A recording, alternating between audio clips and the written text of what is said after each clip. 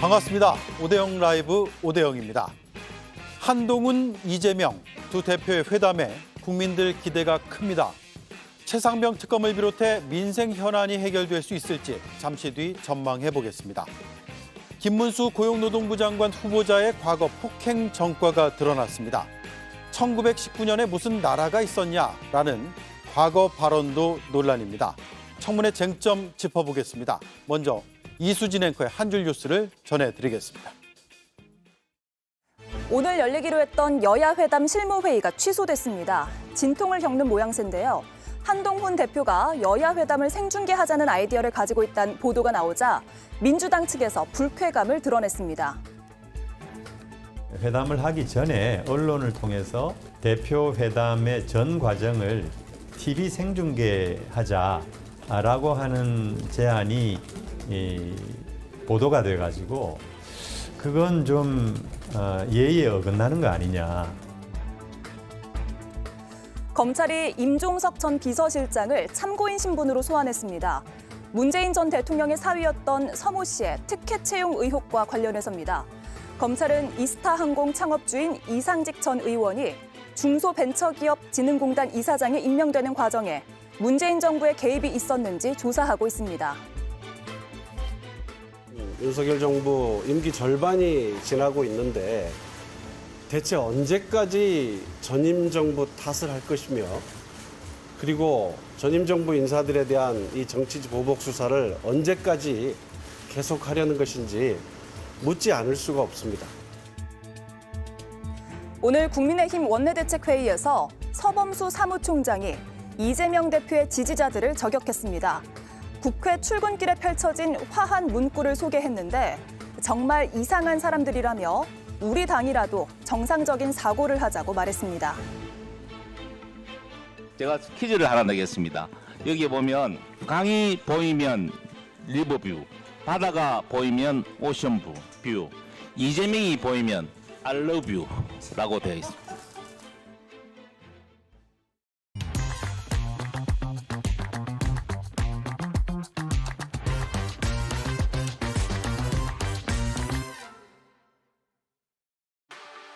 제가 당대표가 되면 국민의힘에서 그렇게 진실 규명을 할 수 있는 특검을 발의하겠다는 말씀을 드립니다. 그게 제 생각입니다. 네, 이렇게 제안하고 두 달이 다 돼갈 무렵 민주당은 제3자 추천 특검을 받아들이겠다고 했습니다.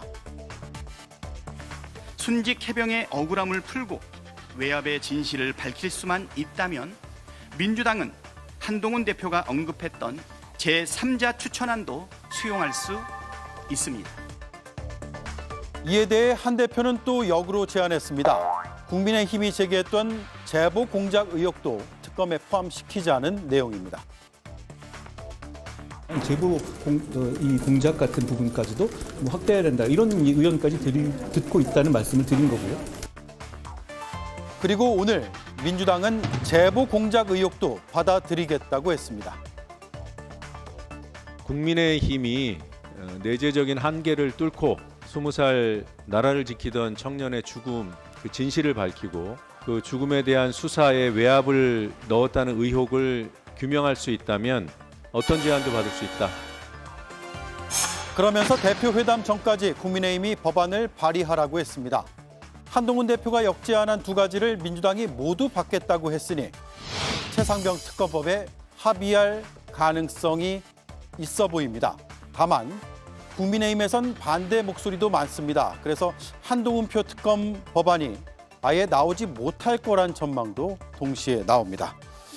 함께할 네 분 소개해드리겠습니다. 김유정 전 민주당 의원, 정광재 국민의힘 대변인, 김영현 조국혁신당 법률특보, 김성열 개혁신당 수석대변인 나와주셨습니다. 안녕하세요. 네, 안녕하세요. 예, 한동훈 대표의 제보 공작 의혹 이런 역제안이 있었죠. 그리고 오늘 민주당에선 이것도 받을 수 있다라면서 어떤 제안도 수용하겠다라는 입장을 냈습니다.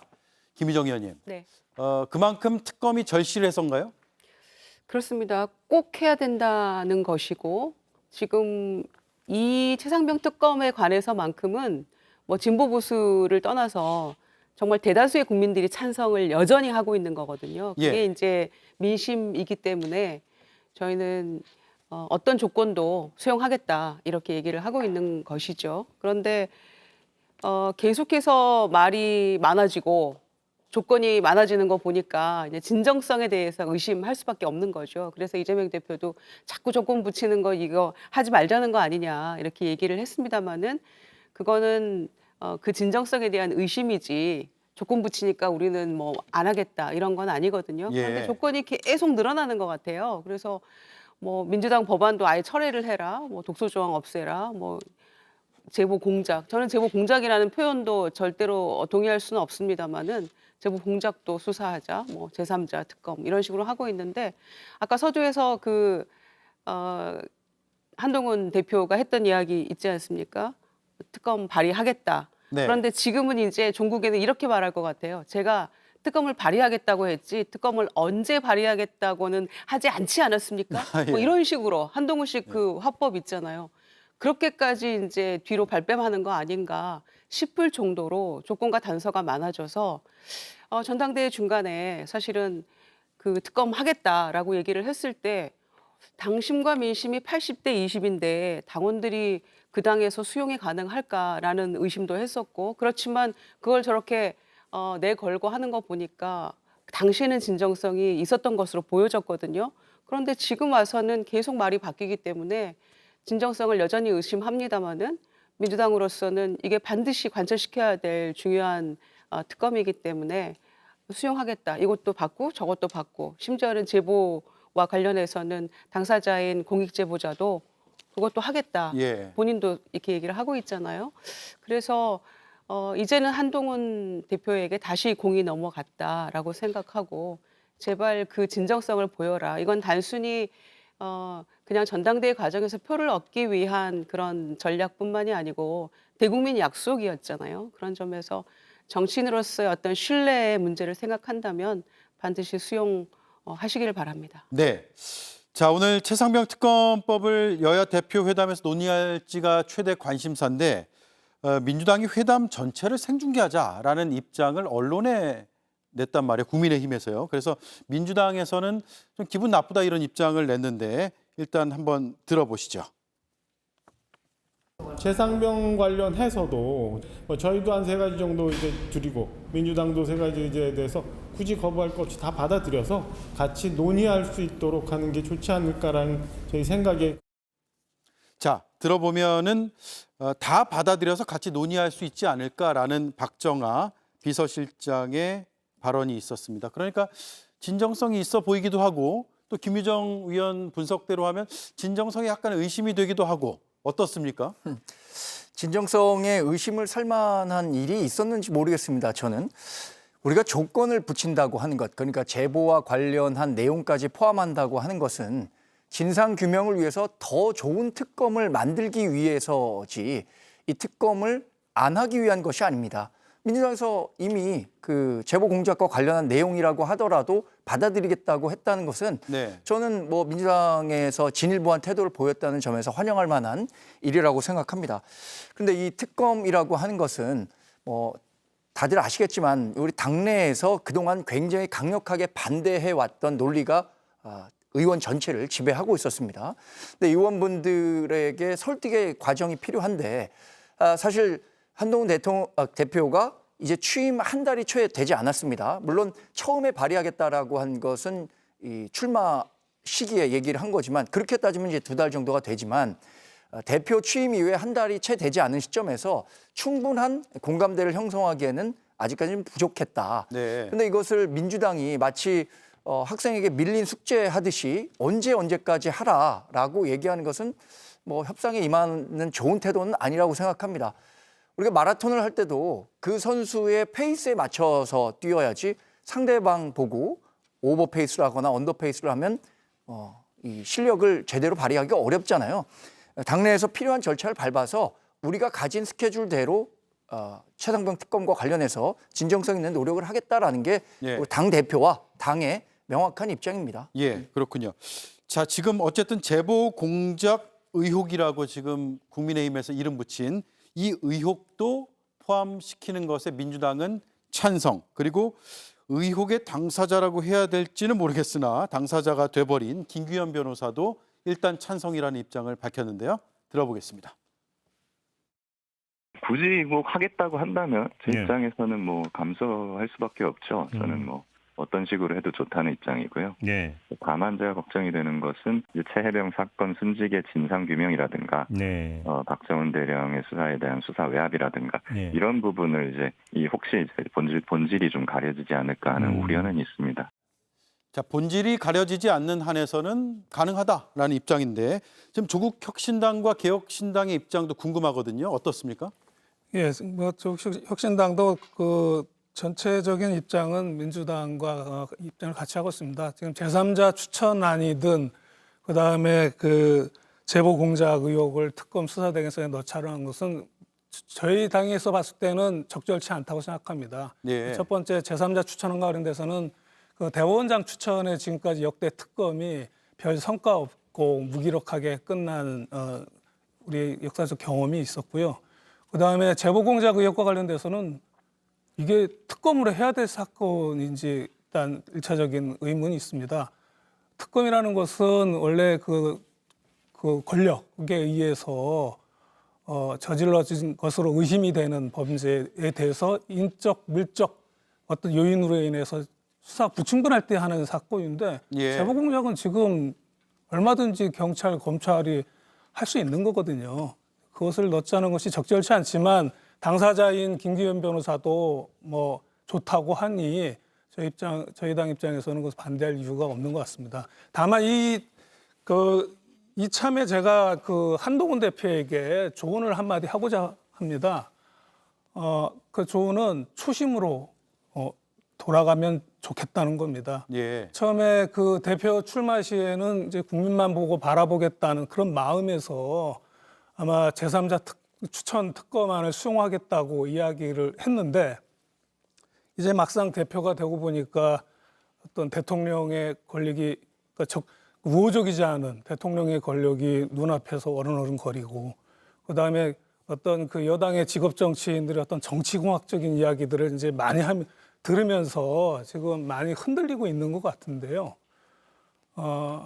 우리가 학생 때 어려운 문제를 풀 때를 한번 생각해 보면 답이 나옵니다. 어려운 문제에 대해서 첫 번째 든 생각이 대체로 정답입니다. 예. 계속 자고 오면 하다 보면 사소한 문제에 집착을 하게 되고 그러다가 큰 어떤 해답을 그르칠 수가 있게 되는 것이거든요. 그래서 첫 번째 초심을 잘 잡아서 하시길 바라고 그다음에 지금 그 한 대표의 경우에는 지금까지 검찰 권력이라는 칼자루를 이제 손에 쥐고서 네. 상대적으로 손쉬운 일만 해왔습니다. 근데 이제는 대통령의 권력, 그다음에 야당의 입법 권력과 싸워야 하는 이제는 칼날을 쥐고 해야 되는 그러한 이제 정치를 해야 될 텐데 네. 부디 저는 이런 칼날을 쥐고 하는 정치에서도 칼자를 쥐고 있을 때처럼 호기를 부리면서 네. 큰 정치를 하기를 정말 소망합니다. 네, 그 조언에 대해서 한동훈 대표의 측근인 정광지 대변인이 뭐 한 말씀 하실 것 같은데 좋은 말씀입니다. 네. 초심으로 돌아가는 거 중요하죠. 저는 한동훈 대표가 후보 시절에 최상병 특검과 관련해서 이렇게 대법원장 추천 특검 법안을 내놓은 것이 꼭 우리 당심에서 더 많은 표를 얻겠다라는 생각에서 내놨다고 생각하지는 않습니다. 예. 왜냐하면 그때 당시만 하더라도 당심에서는 특검에 대해서 전반적인 반대 기류가 강했기 때문에 한동훈 대표가 선거 공학적으로 이것을 접근한 것은 아니고요. 지금 말씀하신 것처럼 국민 눈높이와 민심을 따라야 한다라는 어떤 굉장히 중요한 원칙을 갖고 계시기 때문에 관련해서도 지금 말씀하신 초심 잘 전달해 드리도록 하겠습니다. 네, 잘 전달해 주시면 좋을 것 같고요.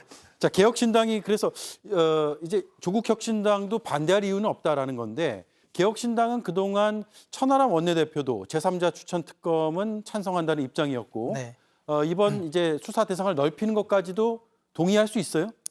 물론 동의해야죠. 진실을 밝히는데 형식이 그렇게 중요하지 않다고 생각을 합니다. 근데 이번 일을 보면서 제가 드는 생각은요. 한동훈 대표가 한 대 맞았어요. 예, 민주당이 이렇게 자기 자체 최상병 특검 법안을 가지고 있으면서도 예. 덜컥 한동훈 대표가 얘기하는 제3자 추천 받겠다. 갑자기 이렇게 돌아설지 몰랐을 거예요. 그러다 보니까 이제 내심 당황한 나머지 조건을 붙였다고 저는 생각을 해요. 그래서 그 장경태 의원과 김기현 변호사가 서로 내통을 냈다. 이른바 제보 공작에 대해서 걸면 이거 민주당이 받을 수 있겠어라는 생각을 하지 않았을까. 그랬는데 민주당이 어쨌습니까? 민주당이 어떤 제안도 받겠다. 뭐 영화 명대사를 따르면 묻고 더블로 가. 그래버린 거예요, 지금. 그래서 이런 상황이면 한동훈 대표는 더 이상 물러날 곳이 없습니다. 이거 네. 외통수예요, 외통수. 그렇군요. 그래서 한 대표께서 이번 거에 대해서 어떻게 처리하느냐가 저는 정치인 한동훈이 첫 번째 맞는 시험대가 되지 않을까 이럴 생각을 하고요. 그 한동훈 대표께서 민주당과 국힘이 이렇게 협의를 잘 이끌어 내주신다면은 저희 개혁신당은 이거에 적극 협조해서 할 수 있도록 그렇게 하겠습니다. 예, 김희정 의원님. 네. 이제 뭐 야당들은 다 찬성이고 국민의힘에서도 어쨌든 한동훈 대표가 일성으로 내건 게 있기 때문에 안을 내야 될 텐데 여야 대표 회담 전까지 발의가 될 거라고 보세요? 아니면 약간 또 후퇴하거나 아니면 좀 상황을 관망하는 쪽으로 돌아설 거라고 보세요? 오늘 이제 여야 대표 회담을 위한 실무 협상이 지금 깨졌잖아요. 뭐 그냥 전체를 생중계하자 이런 얘기 해가지고 무슨 여야 대표가 만나서 이제 굉장히 중요한 얘기들을 여러 가지를 해야 될 텐데 무슨 행사 뛰는 거나 이벤트 하는 걸로 착각하는 것 같아서 예. 일방적으로 이제 그렇게 발표한 것 때문에 결렬이 됐잖아요. 그런데 지금 분위기로 봐서는 무슨 뭐 3가지 뭐 제안을 하겠다 이런 얘기들 나오고 있는데 이 최상병 특검과 관련한 내용은 의제로 안 하고 싶어하는 분위기가 엿보입니다. 그래서 내일 아침에 만나봐야지 알겠습니다만은 전당대회 때 하고 지금 이제 한 달이 지났는데 그때로부터 7.23 전대였잖아요. 그런데 점점점 분위기가 후퇴하는 분위기여서 시체말로 화장실 갈 때 올 때 마음이 굉장히 달라진 듯한 느낌을 지울 수가 없고요. 그리고 어떻게 입으로만 얘기를 합니까? 어떻게 맨입으로 이걸 얘기를 합니까? 그러니까 전제 조건이 몇 개가 되든지 간에 일단 한간에는 한동훈 대표의 어떤 측근 의원들이 뭐 15명에서 17명이다 이런 얘기도 돌잖아요. 그럼 10명이면 발의하는데 일단 어떤 식으로든 뭐 전제 조건을 몇 개를 달든지 간에 발의를 해놓고 안을 가지고 얘기를 하는 게 그게 상식적이라고 보거든요. 네. 그래서 민주당에서는 뭐 이런저런 조건 다는 게 기분은 나쁘지만 우리 다 수용할 테니까 일단 들고 오세요. 적어서 특검법을 발의해서 오세요. 이렇게 얘기를 하는 건데 여전히 미적거리고 있기 때문에 일요일 회담에서 그게 가능할지 그거는 미지수인데요. 한동훈 대표가 더 이상 꾸물거리면은 상당히 비겁하게 보일 수 있다라는 말씀드립니다. 네, 정강재 의원님. 네. 지금 그러면 한동훈 안이라는 게 언제쯤 발의될 거라고 보면 될까요? 저는 이번 주 일요일에 예정된 여야 대표 회담 전에 한동훈 안이 자체적으로 발의가 될 가능성은 거의 제로에 가깝다고 봅니다. 제로에 가깝다. 왜냐하면 이게 뭐 굉장히 고려해야 될 사안들도 많고요. 당내에서는 아시는 것처럼 반대 의견을 가진 의원분들이 훨씬 더 많고 말씀하신 것처럼 한동훈 대표가 어쩌면 정치인으로 본격 변신한 이후에 가장 큰 정치적 시험대에 올랐다라고도 할 수 있을 텐데 이 문제를 어떻게 푸느냐에 따라서 한동훈 대표의 정치적 행보, 비전 뭐 이런 것들이 달라질 것인데 여기에서 뭐 악수를 두거나 서두르다가 이런 경우가 발생하면 안 되기 때문에 충분한 당내의 의견을 조율하는 과정이 필수적이라고 봅니다. 그것이 더 큰 우리 국민의힘의 미래로 가는 중요한 단계라고 보기 때문에 물리적으로 시간을 언제까지 정해서 발의할 것이다라고 예단하는 것은 굉장히 어려운 상황이다. 이렇게 말씀드릴 수밖에 없겠습니다. 네, 이번 주말까지는 가능성은 거의 제로에 가깝다라는 거네요. 알겠습니다. 다음 이슈로 넘어가겠습니다. 그럼 문재인이 이거는 뭐 지금 당장 형사감이지. 말이 거친 줄은 알았는데 폭행 전과가 있었습니다. 다음 주 월요일 고용노동부 장관 청문회를 앞두고 범죄 수사 경력을 살펴보던 과정에서 드러난 건데요. 때는 2000년 4월 16대 국회의원 선거에 출마했을 때였습니다. 다른 정당의 감시단장이 김 후보 사진을 찍었는데 이때 시비가 붙은 겁니다. 김 후보, 누군데 사진을 찍느냐고 물었고요. 피해자가 도망가려고 하자 멱살을 잡고 비서관이 합세해 폭행했다고 판시가 돼 있습니다. 김 후보자 피해자를 붙잡은 거지 폭행한 게 아니라고 주장을 했지만 법원은 벌금 30만 원을 부과했습니다. 갈등을 조정하는 자리인데 폭력 행사 경력이 있는 사람은 부적절하다는 지적이 나오고 있는데요. 문제는 이게 다가 아니라는 겁니다. 네, 김유정 의원님. 그동안 알려지지 않은 사건인데 2000년 4월 사건이거든요. 지금 와서 이걸 다시 검증대에 올릴 필요가 있어 보입니까? 없어 보입니까? 있어 보입니다. 예. 왜냐하면은 이 김문수 후보자가 국회의원도 여러 번 하셨고 경기도지사도 했고 그다음에 경산의회 위원장도 했습니다마는 인사청문회는 처음이에요. 그러니까 그동안에 한 번도 이 과거의 행적이나 이런 것들을 낱낱이 살펴볼 기회가 국회 차원에서 없었던 거죠, 사실은. 예. 그래서 첫 인사청문회이기 때문에 저는 뭐 음주운전 전력이나 뭐 위장전이 이런 문제까지도 다 이렇게 나오는데 폭행치상으로 벌금 30만 원까지 물었던 이런 과거의 행적이 어떻게 덮일 수가 있겠습니까? 그런 차원에서 반노동적이고 극우 인사인 이 김문수 후보자인데다가 과거에 이런 폭행 전력까지 있다는 것, 또 유명한 일화도 있지 않습니까? 경기도지사 시절에 119에 전화 걸어서 그 바쁜데 전화 걸어가지고 도지사입니다 해서 결국 제대로 응대하지 못했던, 그리고 존댓말로서 무슨 일이십니까 물었는데도 불구하고 그 두 사람 소방대원들은 또 인사 발령 내버리고 이런 또 전례도 있고 하기 때문에 정말 여러 가지 뭔가 더 숨어 있는 여러 가지 사건과 의혹들이 있을 수 있다고 생각합니다. 예. 그래서 대통령께서 고용노동부 장관으로 경산호위 위원장으로 임명됐을 때도 엄청난 노동계와 또 국민들 야당의 반발이 있었는데 심지어는 이제 고용노동부 장관 후보자를 지명을 했잖아요. 그러니까 이분이 과거에는 민주화운동도 하고 노동운동도 했습니다마는 그건 20세기의 일인데 20세기 시절에 김문수 인간 김문수에 대해서만 생각을 하고 21세기에 무슨 일이 있었는지 대통령이 살펴보시지 않은 것 같아요. 그래서 여러 가지 흠결이 있고 결정적으로 이 노동부 장관의 부적격한 임무를 이렇게 밀어붙이는 이유에 대해서 도저히 납득이 안 된다라는 측면에서 아마 인사청문회에서 여러 가지를 좀 더 파헤쳐 봐야 되지 않을까 싶습니다. 예, 정광재 위원님. 이게 24년 전의 일이고 일반인 같으면 죄에 대한 그 대가 값을 다 치렀기 때문에 그로 인한 불이익을 얻는 것도 합당하지는 않아 보이는데 정치인이기 때문에 유독 더 엄격한 잣대를 들이대는 게 아닌가 싶어요. 어떻게 보십니까? 정치인이기 때문에 엄격한 잣대를 적용해야 하는 것은 맞는 일이죠.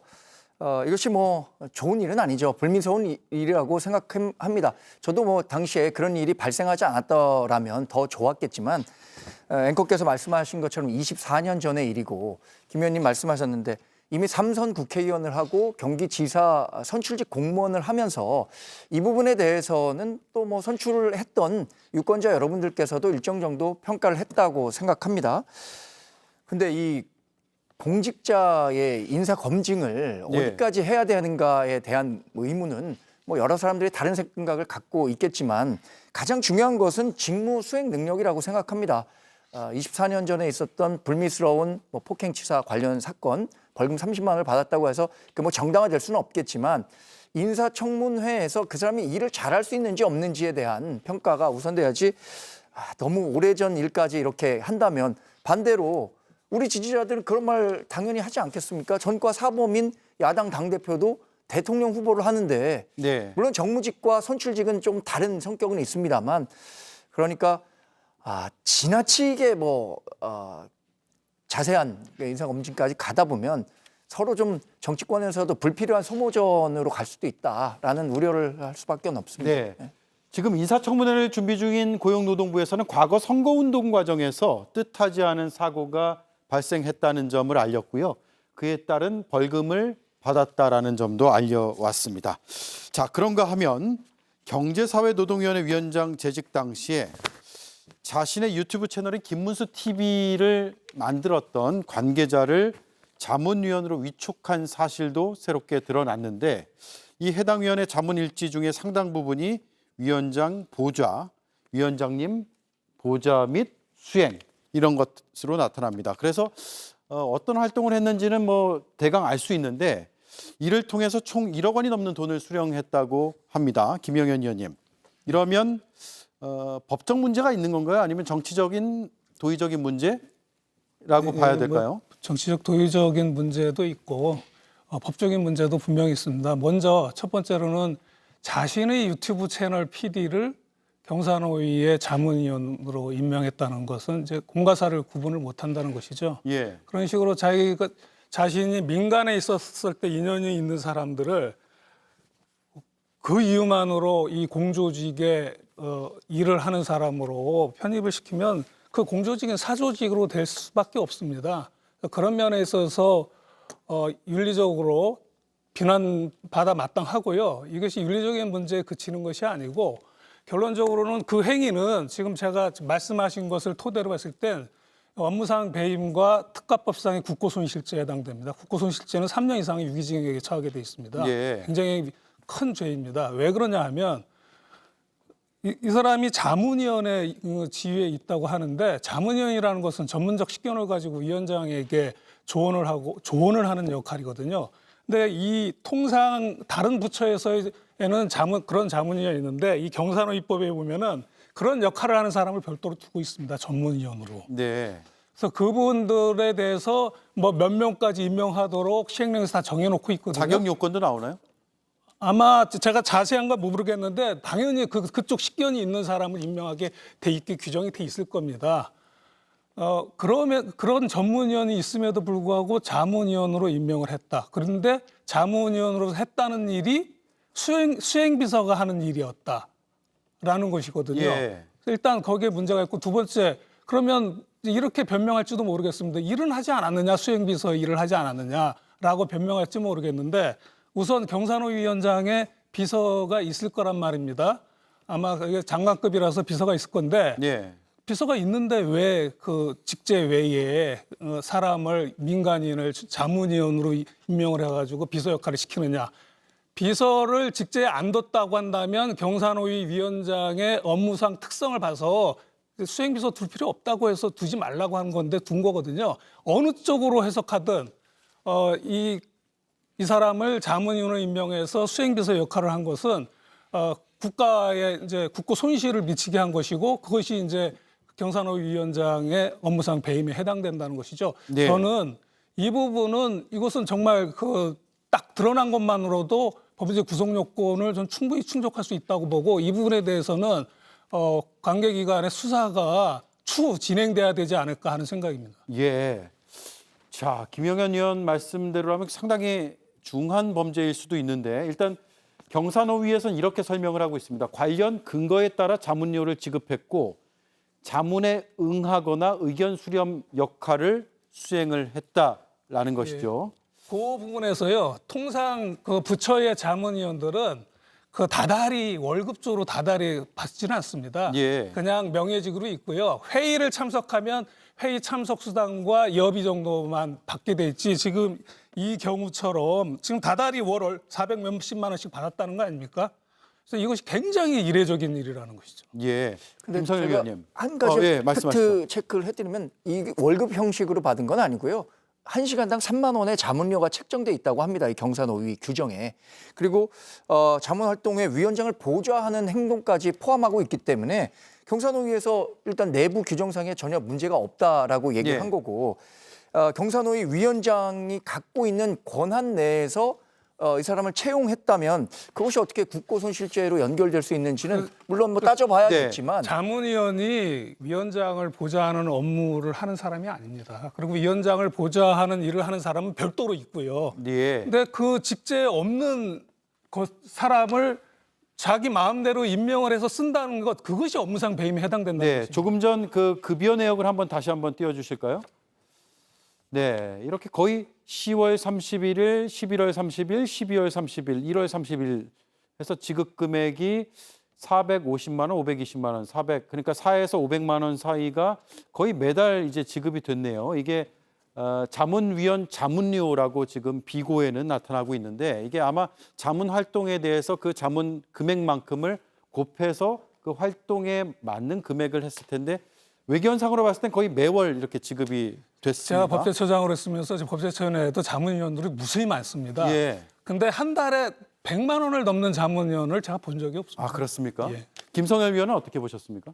지금 말씀하신 대로요. 시간당 3만 원이라는 금액이 책정이 돼 있었으면은 그 시간만큼의 자문 회의를 하셔가지고 거기서 소요된 시간만큼 지급을 하셔야죠. 그러다 보니까 100만 원이 안 넘는 게 일반적인 거죠. 저거는 누가 봐도 홍보비 대납 또는 수행비 대납입니다. 국민 세금으로 대납을 하신 거예요. 이렇게 하시면 절대 안 되고요. 지금 저분이 누구냐면은 최창근이라는 분이에요. 예. 제가 이름을 말씀드리는 이유는요. 이분 국회의원 예비후보까지 하셨던 분이에요. 이쯤 되면 공인이고요. 이렇게 하면 얘기를 해야 됩니다. 우파 시민단체 출신을 하셨던 분으로 서울시장 후보 때 이제 김문수 후보 수행팀장을 하셨었대요. 그러다 보니까 김문수 지금 후보자와 매우 가까운 정계 인사라고 보셔야 되고요. 문제는 노동 전문성이 찾아보기가 어렵다는 거죠. 자문위원을 하실 정도면 적어도 노동계에서 인정받는 그런 분이어야 되지 않겠습니까? 네. 근데 이분 그런 건 없고요. 무슨 얘기 하시냐면요. 10월 3일 태극기 집회는 10월 혁명이다. 한마디로 태극기 부대 선전운동원 같은 분이에요. 이런 분을 갖다가 지금 이렇게 쓰시고는 이 뭐 자문위원 활동을 하셨다? 이걸 국민 누가 이해를 할 수 있겠습니까? 그러니까 이런 분이 김문수 TV 제작이야 얼마든지 가능해요. 근데 이분을 경사노위가 어떤 곳입니까? 경영자와 사회와 정부와 이런 곳들이 모여가지고 노동계와 대화를 하는 곳이에요. 예. 아니 근데 대화를 하는데 뭘 알아야지 대화를 할 거 아닙니까? 전문성 있는 사람이 자문을 해야죠. 그런 게 안 돼 있는 상황에서 한 거는요. 이거는 자신의 유튜브 채널 운영비 또는 자신의 개인 수행에 대한 그런 비용을 대납한 것밖에 안 된다. 4년간 김문수 TV로 5억 원 버셨다고 그러는데 아니 그럼 그 돈으로 그냥 지급하셨으면 됐지. 예. 이거 참 진짜 격 떨어지는 얘기라고 생각합니다. 예. 다만 경제사회노동위원회에서 내부 규정상 문제가 없다라는 입장을 밝혔다는 점을 다시 한번 설명을 드리겠습니다. 아니 그러니까요. 경사노위에서 문제가 있다고 하면 본인들도 문제가 될 텐데 문제가 있다고 하겠습니까? 아무 문제가 없다고 하겠죠. 그러니까 뭐 직제상 명확하지도 않은 그런 자문위원이 몇 명인지도 밝히지 않았잖아요. 유일한 것 같은데 저희가 네. 보기에는. 그런데 무슨 자문을 어떻게 했는지에 대한 근거 규정도 없어요. 보좌하고 뭐 자문했다 이렇게만 나오는데 뭘 어떻게 했는지에 대해서도 구체적인 내용도 없이 내부 직제상 문제 없다라고 하면 그건 뭐 당연히 없다고 하겠죠. 그들이야. 그렇지만 이거는 정말 뭐 법이나 뭐나 다 따지기 필요도 없이 그 양심에 관한 문제 아니겠어요? 그러니까 김문수 후보자는 그냥 유튜버로서 활동하면 딱 적합한 인물인데 왜 고용노동부 장관까지 후보자로 지명을 해서 이런 사달을 만드느냐는 거죠. 유튜브는 그러니까 받았더라고요. 경사노위도 매우 곤란할 거 아니겠습니까? 그러니까 뭐 문제 없다라고 하지. 그럼 경사노위가 이거 문제가 심각했습니다. 사실은 이러겠냐고요. 예. 그러니까 누가 봐도 이거는 문제가 있어 보이는 것을 이런 식으로 지금 덮고 가려고 하는 것인데 22개월간 1억 넘는 자문료 이게 가당키나 한 이야기입니까? 네. 황당한 이야기죠. 예. 자, 이런 와중에 또 있습니다. 2018년 한 교회 강연에서 임시정부가 수립된 1919년 건국서를 부정하면서 뉴라이트 역사관에 동조하는 듯한 발언을 했다라는 게 오늘 상당히 큰 뉴스였거든요.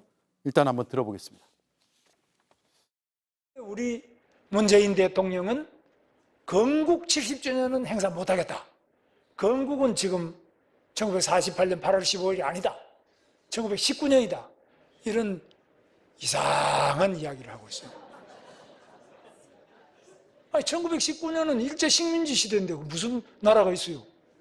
나라가 없으니까 독립운동을 했지. 나라가 있는데 뭐하러 독립운동을 해요? 그거 이해가 안 가잖아요. 네, 김희정 의원님. 네. 뉴라이트 계열의 주장하고 일맥상통한다고 볼 수 있나요? 같은 이야기입니다. 뭐 이상하다고 하셨는데 정말 이상한 분이에요. 그러니까 일제 침략이 굉장히 불법이고 무효라는 것을 인정 안 하는 그런 발언이고요. 그다음에 대한민국 임시정부의 법통을 이어받는다는 우리 헌법 정신에도 위배되는 발언을 서슴지 않고 하고 있다는 점에서 굉장히 문제가 있는 후보자다 생각하고요.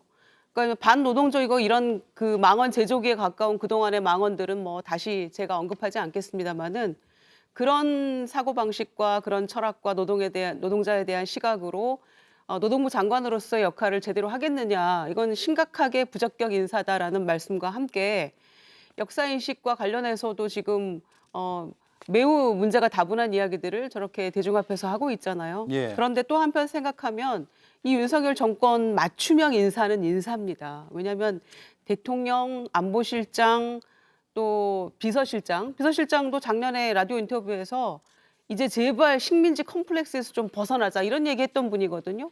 게다가 뭐 독립기념관장 최근에 문제의 트리거가 됐던 그런 분, 뭐 김진태 강원지사, 고용노동부 장관에 이르기까지 이렇게 정권 맞춤형 인사는 맞습니다. 그런 네. 뉴라이트적 시각 인사들이 이제 다 사라진 줄 알았는데 뭐 두더지 게임 하듯이 막 툭툭 튀어 올라오고 있잖아요.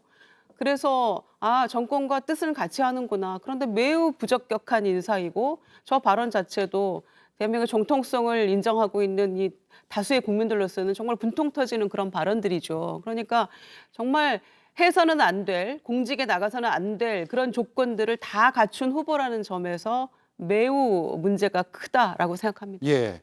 자, 저런 이제 주장, 시각이 국민의힘의 주류의 입장과는 좀 다른 걸로 알고 있는데 네. 인사청문회에서 어쨌든 쟁점이 되긴 될 것 같아요. 어떻게 해명이 될 것 같습니까? 민주당에서 이 부분에 대해서 문제를 삼을 것이라고 생각합니다. 그런데 저는 1948년 8월 15일이 대한민국의 건국일이다라는 인식을 갖고 있기 때문에 고용노동부 장관을 할 수 없다라는 데에 대해서는 동의하기 어렵습니다. 네.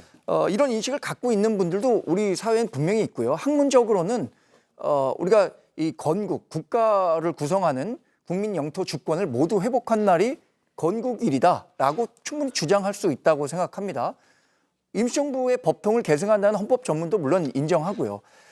그래서 인사청문회 과정에서 어떤 논란은 있겠지만 인사권자가 이분이 이런 인식을 갖고 있기 때문에 고용노동부 장관에 임명한 건 아닐 겁니다. 네. 다른 고용노동 정책과 관련해서 자신의 궁적 철학을 충분히 부처에 전달할 수 있는 사람이라고 생각했기 때문에 임명한 것이기 때문에 인사청문회 과정 거치고요. 그 이후에 대통령께서 인사권을 어떻게 행사할지는 인사권자의 몫이라고 생각합니다. 네, 김영일 의원님. 예, 그 금방 뭐 말씀하신 게 이 업무 능력 외의 것을 가지고 자꾸 고용노동부 장관의 적격이 없다라는 말은 옳지 않다라고 말씀하시는데요. 업무 능력 당연히 중요하죠. 중요한데 지금 고용노동부 장관은 지금 노사 간의 중간에 서서 노사 관계를 좀 바람직한 방향으로 이제 좀 조정하는 일을 해야 되고 근로 기준의 준수 여부도 감시를 하고 그래야 되는 역할을 하는 사람이거든요. 근데 이분은 뭐 어디 가가지고 불법 파업에는 손해배상 폭탄이 특효약이다라는 발언을 한가면은 뭐 어디 가가지고 노조 없는 회사 가가지고는 감동받았다. 노조가 없다. 이 근로기준법이 있고 우리가 노동상권을 헌법으로 인정하는 대한민국 국가의 노동부 장관이 이런 발언을 하는 사람이 정말 능력이 있고 적격이 있다는 것인지 저는 되묻고 싶습니다. 뿐만 아니라 이 노동부 장관은 고위공직자 아닙니까? 그런데 아까도 말씀드렸다시피 그런 자신의 사적인 관계에 있는 사람을 이 공조직에 자기 마음대로 투입하고 그 쓸데도 없는 일을 시키면서 국가 돈을 축내는 이런 사람을 어떻게 공직자의 자격이 있다고 할 수 있겠습니까? 알겠습니다. 자, 김성일 위원님. 네. 지금 뭐 쟁점들이 워낙 많아서 저희가 그래픽 한 판으로도 정리하기가 어려울 정도였는데 가장 큰 쟁점 하나를 꼽아본다면요? 저는 이게 두 가지 문제가 있다고 보는데요. 하나는 김문수 장관 후보자는 시대착오적인 권위적인 인물이에요. 지금 고용노동부 직원들이요. 지금 청문회 열심히 보고 목소리부터 여야 될 거예요.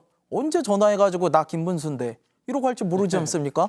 이런 시대착오적인 권위적인 인물을 장관으로 앉힌다? 이거부터가 매우 잘못됐다고 생각을 하고요. 더 중요한 거는 지금 말씀들 나누셨지만 노동계의 전문성입니다. 우리가 김문수 하면 옛날 노동계의 전설인 거 압니다. 근데 지금 그때의 김문수는 없어요. 지금 말씀하신 것처럼 불법 파업에는 손배소를 해야 된다. 지금 노란봉투법 그거 막자고 하는 거 아닙니까? 예. 평생 갚지도 못할 손배소를 매기는 게 이게 됩니까? 그런 거를 갖다가 특효약이다라고 표현을 하지 않나. 쌍용차 가서는요. 그 쌍용차 노조는 자살 특공대다 이러셨던 분이에요. 이런 분을 어떻게 노동부 장관에다 앉힙니까? 제가 정말 알겠습니다. 이해하기 어렵고요. 그다음에 한 말씀만 더 드릴게요. 지금 대통령 인사요. 자꾸 이렇게 가시는데요.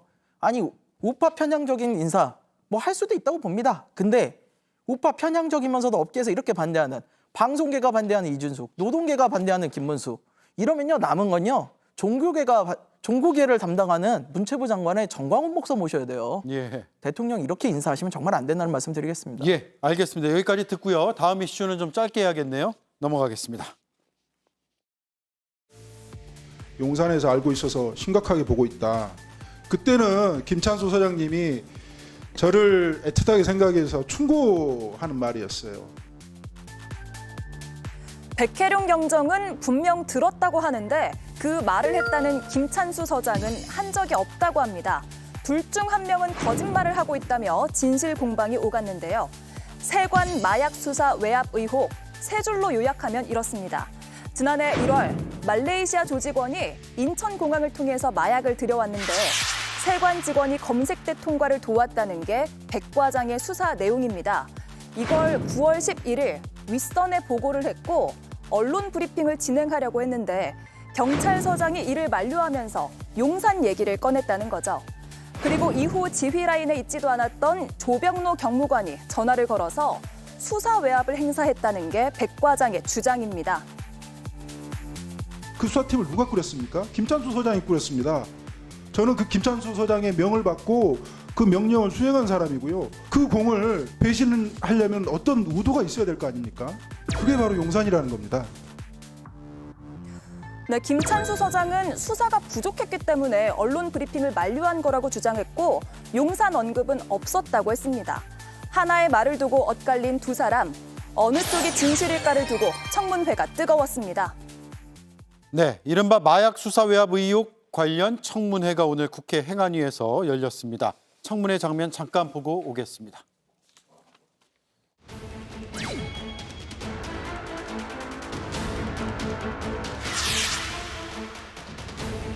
본인이 마약 압수 현장에서 진두지휘까지 했던 이 사건을 갑자기 이렇게 브리핑도 맞고 수사를 방해하게 된 계기가 용산이 아니면 설명이 안 됩니다. 마약범들 일방적 진술만 있는 상황에서 바로 다다음 날인 압수수색 후에 브리핑을 한다는 것은 도저히 상식에 맞지 않았었어요. 그렇죠. 사소한 연락이라도 한 적이 있습니까? 제 직을 걸고 말씀드립니다. 전혀 없습니다. 김찬수 서장은 전담팀을 배신해서는 절대 안 되는 사람입니다. 제가 그 명령을 받아서 현장에 수행을 했는데 조직원들 배신하고 제 등에 칼을 꼽은 사람입니다. 자, 진실 공방이 치열합니다. 김희정 의원님. 네. 이게 제2의 최상병 사건으로 지금 불리고 있는데 네. 그렇게 볼 수 있습니까? 왜냐하면 사건이 너무 판박입니다. 그 박정훈 대령이 지금 수사에서 완전히 배제되고 재판을 받고 있지 않습니까? 정말 최선을 다해서 육사다니는 내 아들에게 부끄럽지 않은 그런 아버지로서 수사를 하겠다라고 했는데 거짓말할 이유가 없지 않습니까? 마찬가지로 이 백혜룡 경정 이분도 사실 용산에서 심각하게 보고 있다 이런 말을 지어낼 이유가 전혀 없는 거예요. 네. 그런데 이 수사 잘하고 있다. 수사팀도 늘리자. 막 위에도 보고하고 그랬더니 윤희근 전 경찰차장도 잘하고 있다. 칭찬까지 했고 본인이 현장까지 나가서 막 가서 보고했던 이 경찰서장, 영등포 서장이 갑자기 일주일 만에 돌변해가지고 그런 말 한 적도 없다 그러고 본인은 또 대통령실로 가지 않았습니까? 그러니까 외압에 굴하지 않고 정말 그 최선을 다해서 진실을 밝히기 위해 수사했던 사람들은 다 좌천당하고 그다음에 재판 중이거나 이렇게 되어 있는 것이고요. 그리고 고개 숙인 자들은 승진하거나 영전하거나 이런 상황이기 때문에 예. 그 모습이 너무 똑같고 이 건은 두 개는 다 판박이다. 완전히 이 마약 수사가 또 다른 최상병 특검으로 가야 되는 그런 수사 외압 건이다라는데 뭐 궤를 같이 하고 있고요. 예. 그런 점에서 이 문제가 심각하다라고 봅니다. 지금 거짓말할 이유 없는 사람들에게 죄를 덮어씌우고 있는 것이죠. 예, 판박이다. 정강재 위원님 생각은요? 문제의 심각성 측면에선 뭐 최상병 사건과 같이 경중을 따지기는 어려운 사안이라고 봅니다. 다만 수사 과정에서 어떠한 의혹이 있었는지에 대해서는 여러 조사가 가능할 것이라고 생각합니다. 그런데 세관을 특별하게 용산에서 보호할 이유가 있었는가 이런 동인에 대해서는 쉽게 수긍하기 어렵고요. 예. 또 같은 정부기관 차원에서 단순히 업무를 좀 협조하는 차원에서도 이루어질 수도 있었기 때문에 이것을 제2의 최상병 사건이라고 이렇게 비유하는 것 자체는 동의하기 어렵습니다. 예. 김영현 의원님, 지금 도이치모터스의 이종호 씨가 여기도 등장을 하거든요. 이건 예, 예. 우연의 일치라고 봐야 될까요? 그러게 말입니다. 지금 이제 이종호 씨가 요즘은 갑자기 툭툭 지금 나오고 있단 말입니다. 이종호 씨 하면은 우리가 김건희 여사를 생각하지 않을 수가 없지 않습니까? 근데 이런 우연성 외에도 지금 우연성이 굉장히 많더라고요. 당시 영등포 경찰서장이 현재 대통령실의 행정관으로 근무하고 있다는 것. 네. 그다음에 그 세관 직원을 그 브리핑에서 삭제하라고 요구한 서울청 형사과장은 현재 영등포 서장으로 근무하고 있다는 것. 네. 그다음에 그 조병로 경무관에 대해서 경찰청장이 인사혁신처에 징계 회부를 했는데 불문으로 끝났다는 점. 네. 그리고 그 서울청이 사건 이관하라고 했다가 세관 직원 누락된 공보 브리핑이 있고 난 다음에는 다시 영등포서가 수사하라고 내려보냈다는 점. 이런 것들이 참 공교롭다는 생각이 들더라고요. 그래서 이것이 우연의 일치라고 보기에는 너무나 많은 것들이 겹친다. 네. 그래서 금방 말씀하신 것처럼 그런 일을 무슨 정권의 명운을 걸 일이냐. 저도 그렇게 생각합니다. 그래서 처음에 저는 이 사건을 아마 경찰을 담당하는 비서관급 정도에서 만일에 용산이 관여가 돼 있다면 한 비서관급의 차원에서 이 일이 벌어졌던 것이 아닐까라는 네. 추측을 했는데요. 오늘 청문회에서 여당 의원들의 모습을 보니까 그게 아닐 수도 있겠다는 생각이 들더라고요. 여당 의원들이 이 사건을 왜 그렇게 그 백경장을 공격을 해대는지 예. 그게 좀 납득이 안 되고 그게 석연치 않고 제 의심이 이제 더 윗선이 아닌가라는 그 의심이 지금 오늘 청문회를 보고 굳어졌습니다. 예, 김성일 의원님. 네. 고발이 지금 된 상태잖아요. 네. 공수처가 수사를 하면 되는 건가요? 아니면 뭐 특검까지 더 가야 된다고 보세요? 일단은 공수처 수사해야죠. 여력의 문제는 아니고요. 의지의 문제라고 봅니다. 이 사건은 최상병 특검법, 최상병 사건의 축소판이라 불리는 이유가 7070으로 대통령실 전화 받고 이종섭 장관이 브리핑 멈추게 했죠. 근데 어쨌든 여기 지금 나오는 김찬수 행정관 역시 브리핑 연기 지시했지 않습니까? 예. 그리고 이종호라는 사람 또 나옵니다. 도이치모터스 주가 조작 사건을 했다는 이 사람 임성근 사단장 구명의 배후에 있다는 사람인데 여기서 지금 조병로 경무관이 수사 외압을 하는데 이 사람과의 인연이 또 있어요. 이쯤 되면은 다른 사람이 아니에요. 이종호에 대해서 우리 조사를 해야 된다. 이렇게 생각을 합니다. 예. 알겠습니다. 여기까지 듣죠. 네 분 말씀 고맙습니다.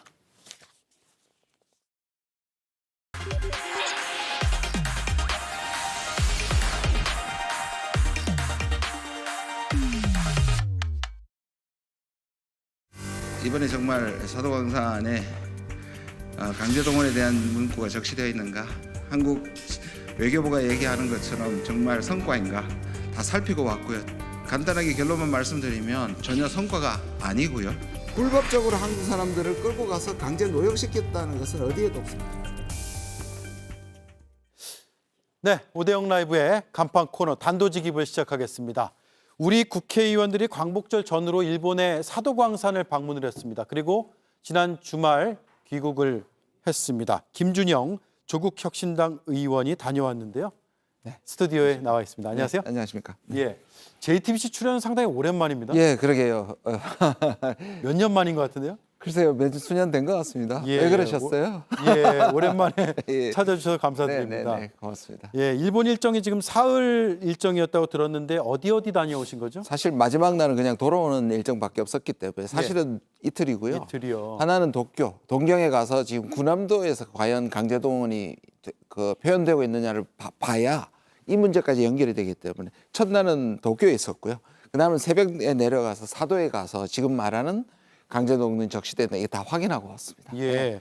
지금 조선인 강제 동원에 대한 설명이 그 어디에도 찾아보기가 어렵다라는 걸로 알려져 있는데 실제로 현장 가니까 그렇던가요? 예. 지금 2015년도 그렇고 지금도 그렇고요.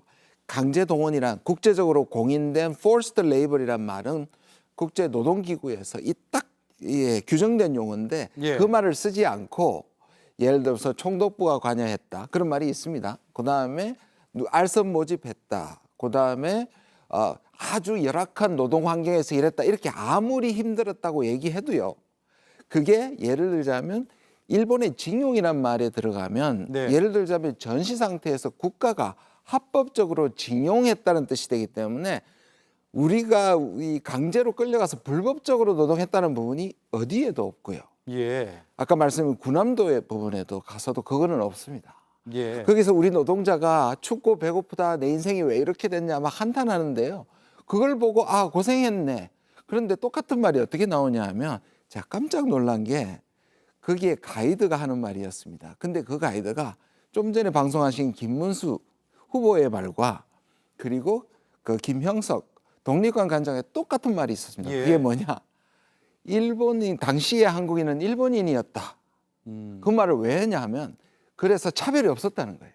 예. 그리고 다른 말로 내지인도 여기 와서 일본인도 와서 여기 고생했다는 거예요.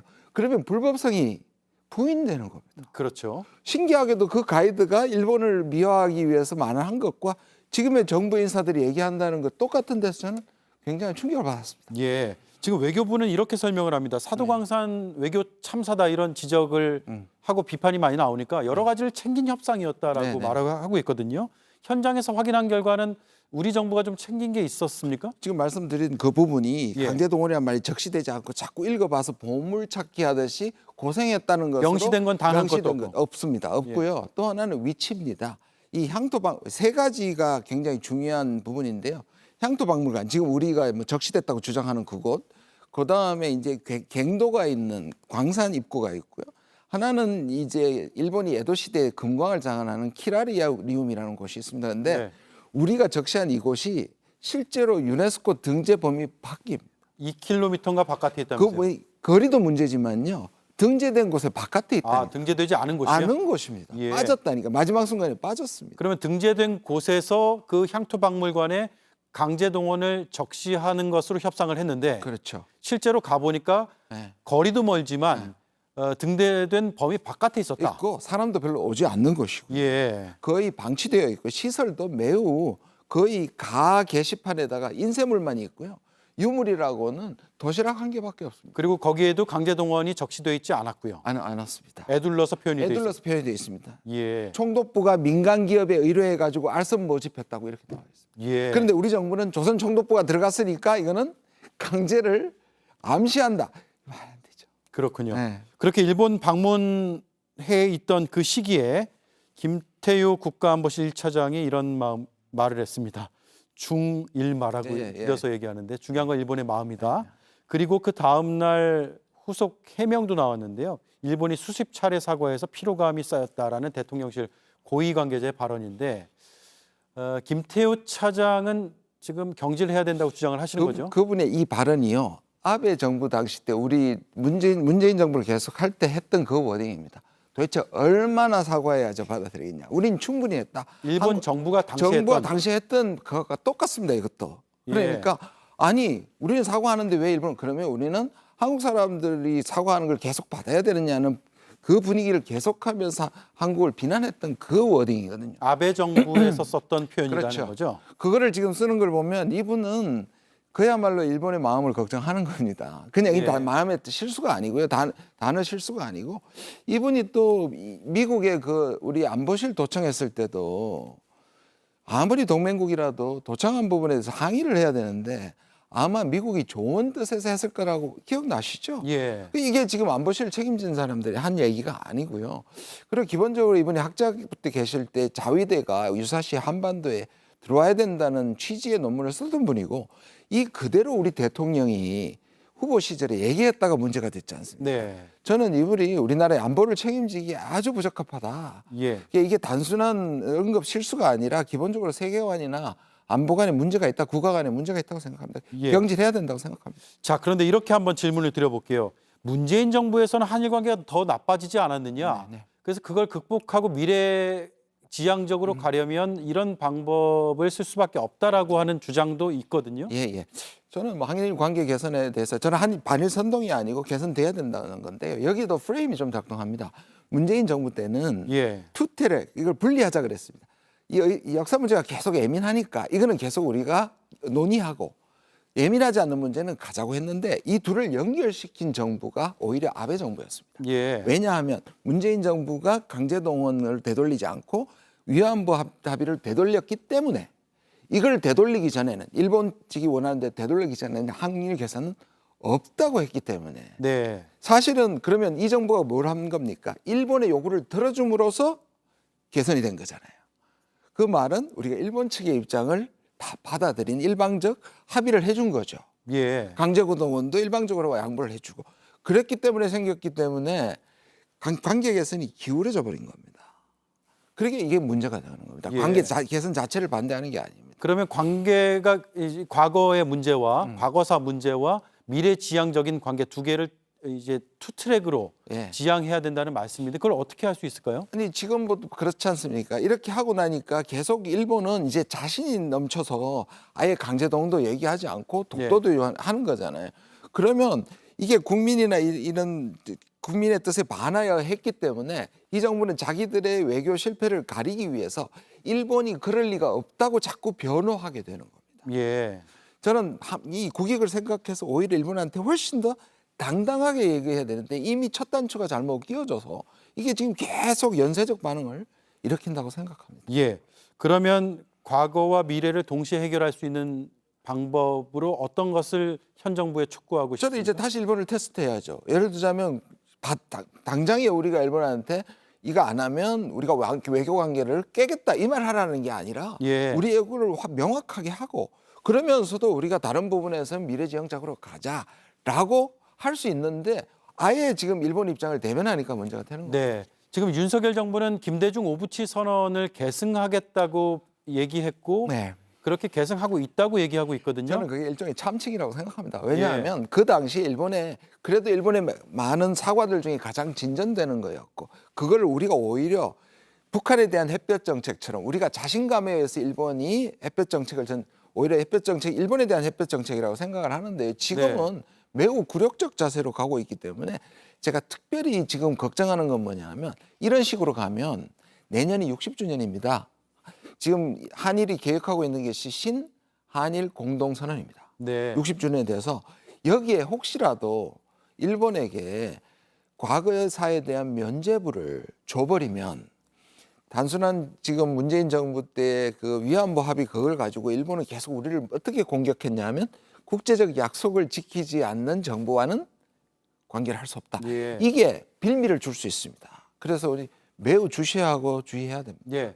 윤석열 정부의 대미 정책, 외교 정책은 어떻게 평가하세요? 지금 이제 미국의 대선이 얼마 남지 않았고 그 이후의 변화에 대한 여러 걱정들을 하는 분들이 꽤 많거든요. 네.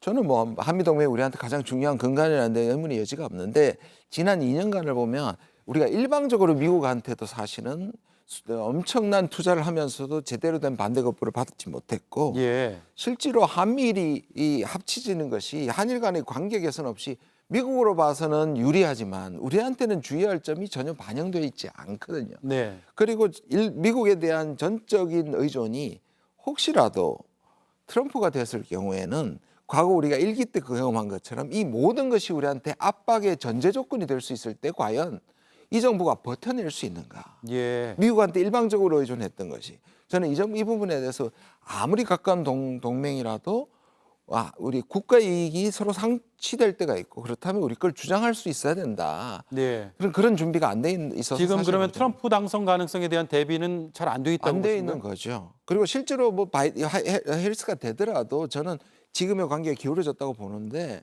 실제로 트럼프가 되면 훨씬 더 큰 문제가 생기겠죠. 예를 들자면 핵 확장 억제를 미국이 하고 전략 자산을 전개한다고 김태효 안보실 차장이 계속 얘기하는데 그것도 돈 내라고 할 겁니다.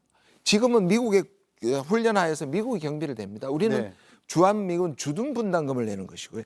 저는 전부 다 내라고 할 가능성이 많습니다. 이건 일부분에 불과합니다.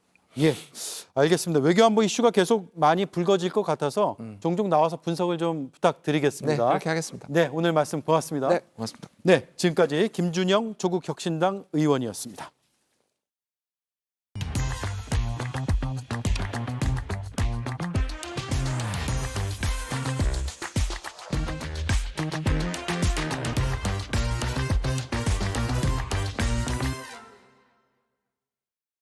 신경전이 치열하지만 어쨌든 여의도는 지금 대화 모드입니다. 그렇다면 용산은 무슨 모드입니까? 검은 선동 세력과 반국가 세력, 중일마의 일본 사과, 피로감까지 도무지 잘 모르겠습니다. 축하난을 두고 야당과 진실 공방을 할 때가 아닌 것 같습니다. 여야 대선 주자들이 토론 테이블에 앉을 때 용사는 외딴 섬처럼 분열의 언어들을 말한다면 국민의 시선은 여의도로 더더욱 쏠릴 수밖에 없을 것 같습니다. 앵커 한마디였습니다. Run, boy, run. This world is not meant for you. Run, boy, run. Beauty lies behind the hills. War is another day, hey. And you don't have to hide away, yeah. You'll be my boy. But for now it's time to. 공간과 미래를 연결하다. 스마트 라이프 솔루션. LG전자.